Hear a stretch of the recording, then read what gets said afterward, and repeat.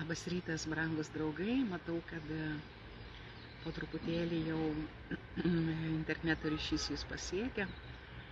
Būkit pasveikinti šį šeštadienio rytą su ryto kava, kuri tikiuosi pas jūs yra skani ir paruošta ir jūs ją gurkšnojate ir sėdamėsi, galbūt sėdite fotelėje, o gal drybsote lovoje, ką ir galima daryti šeštadienio rytą. Tai išties kartais pradedam laukti jau nuo savaitės vidurio arba jau penktadienį būna lengviau atsikelti, nes ateis šeštadienio rytas. Tai kol vyksta prisijungimas, tai tik noriu priminti, kad taip pat dar toliau vyksta registracija į gavėnios rekolekcijų vakarus. Tai tie, kurie ypač neturėsite galimybės išvykti šiais metais, o galbūt turite kitų priežasčių ir labai kilnių priežasčių, gal auginate mažus vaikus, ar prižiūrite ligonėje, ar kitų dar nenumatytų priežasčių, tai išties tai gali būti gurkšnis atgaivos, galbūt tiem, kurie yra užsienyje. Tai tikrai visus jūs kviečiame ir turėti šį bendrystės laiką. Kas jau buvote, žinote, kaip tai vyksta ir tikrai galima daryti sklaidą ir labai jūsų lauksime. Taigi, nuo šiandienos Evangelija, jeigu jūs gal skaitėte, gal atsivertėte ar atsiversite, išties yra pakankamai reikli ir nėra lengva. Ir kaip tik ją norėčiau dabar paskaityti iš Mato Evangelijos 5 skyriaus nuo 43 iki 48 eilutės imtinai. Jūs esate girdėję, jog buvo pasakyta: mylėk savo artimą ir nekęsk priešo. O aš jums sakau, mylėkite savo priešus ir melskitės už savo persekiotojus, kad būtumėte savo dangiškojo tėvo vaikai. Jis juk leidžia savo saulei tekėti blogiesiems ir geriesiems, siunčia lietų ant teisiųjų ir neteisiųjų. Jei mylite tik tuos, kurie jūs myli, tai kokį atlygį gausite? Argi taip nesielgia ir muitininkai? Ir jeigu sveikinate tik tai savo brolius, tai kuogi viršijate kitus? Argi to nedaro ir pagonis? Taigi būkite tokie tobuli, kaip jūsų dangiškasis tėvas yra tobulas. Išties labai reikli Evangelija ir galima sakyti, jinai padaro labai aiškų skirtumą tarp veiksmo ir reakcijos. Kaip tai suprasti? O aš jums sakau, mylėkite savo priešus ir melskitės už savo persekiotojus. Kitoje vietoje, jei mylite tik tuos, kurie jūs myli, tai kokį atlygį gausite. Tai ką tai reiškia? Išties kartais, kai mes matome žmogų nepadorų arba žmogų nuolat klystantį, žmogų sunkaus būdo, charakterio ir taip toliau, išties rinktis jį priimti, rinktis už jį melstis, atrodo visas kūnas ir mūsų reakcija byloja, kad ne. Tai viskas mumise priešinasi. Tai tas, kas mumise priešinasi, tai išties gali būti kelios priežastys. Tai mūsų sužeista prigimtis, kuri linkusi į nuodėmę. Tai gali būti ir mūsų puikybė, kuri laiko save teisiais ir nuolat vertina ir teisia kitus. Ne? O čia kalba apie kitokią reakciją.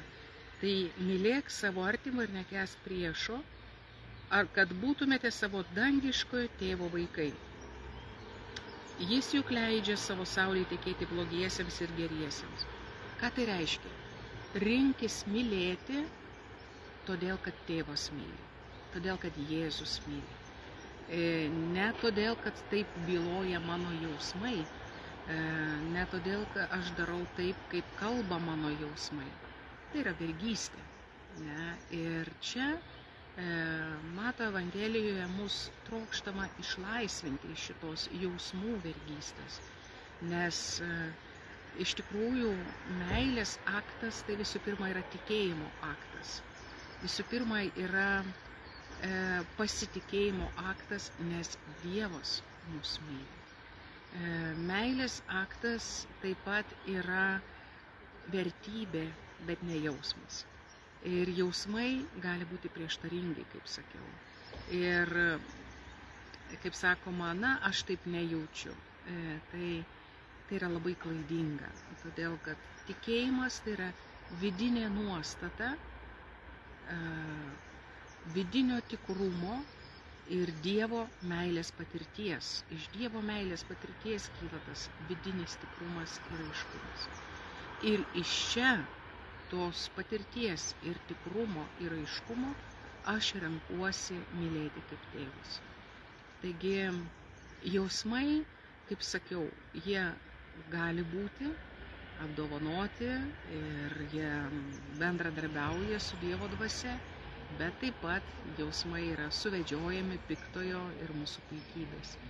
Tai už tai čia, renkantis mylėti kaip Jėzus, išties mes turim padaryti labai aiškią takoskyrą tarp veiksmo ir reakcijos.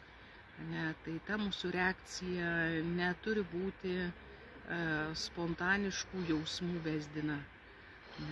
Reakcija mūsų tai turėtų būti visų pirma tikėjimo aktas, kuris nėra lengvas. Tikrai nėra lengvas. Tai būtent į tai ir kodėl tai yra gavėnioje. Todėl, kad atsiverskite ir tikėkite Evangeliją, tokie yra žodžiai. Kuomet buvo barstomi pelenai ant mūsų galvos arba buvo kryžiaus ženklų patepama mūsų kakta, buvo tariami šie žodžiai: atsiverskite ir tikėkite Evangeliją. Štai mūsų atsivertimo kelias šiandien. Jis nėra lengvas, bet žvelgiant į kryžiaus slėpinį, jis yra įmanomas. Tik primenu, kad tai yra visų pirma tikėjimo aktas. To tikėjimo, kurį aš išgyvenu, kuris perkeičia mano gyvenimą, mane įgalina mylėti kaip Kristus.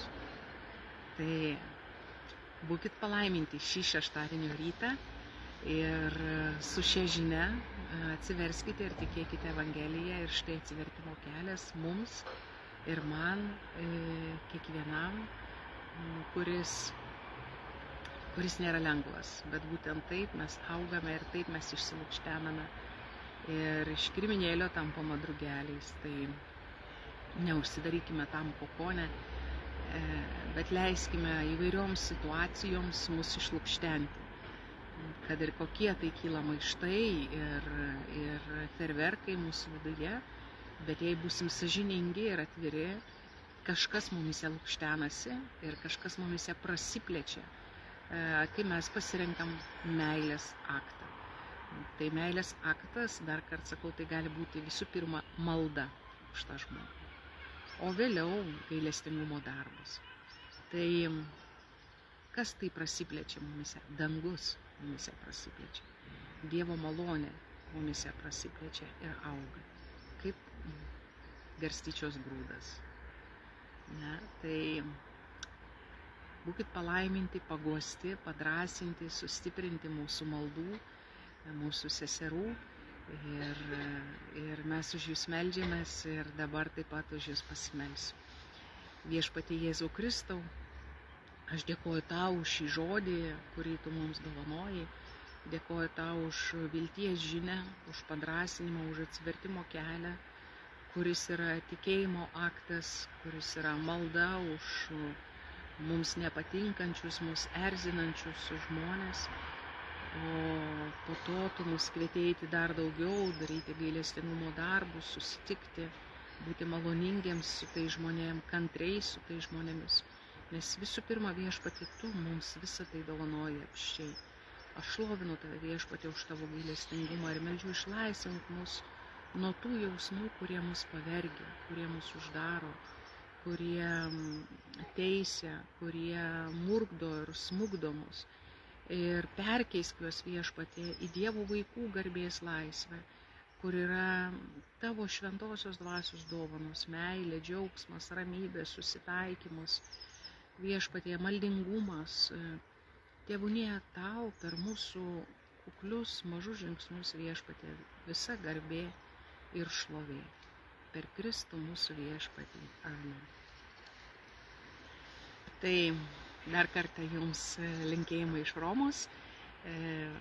Vakar labai lyjo, šiandien vėsoka, šiek tiek apsiniaukę. Toks rudeniškas laikas, nors čia atrodo pavasaris. Tai ir taip pat jūs kviečiame į gavėnios rekolekcijų vakarus, registruokimės, kvieskime kitus ir tokiu būdu švęsime bendrystę ir ruošime savo širdis viešpaties prisikėlimui. Tai būkite visi pasveikinti ir linkėjimai jums ir skanios kavos. Sudie.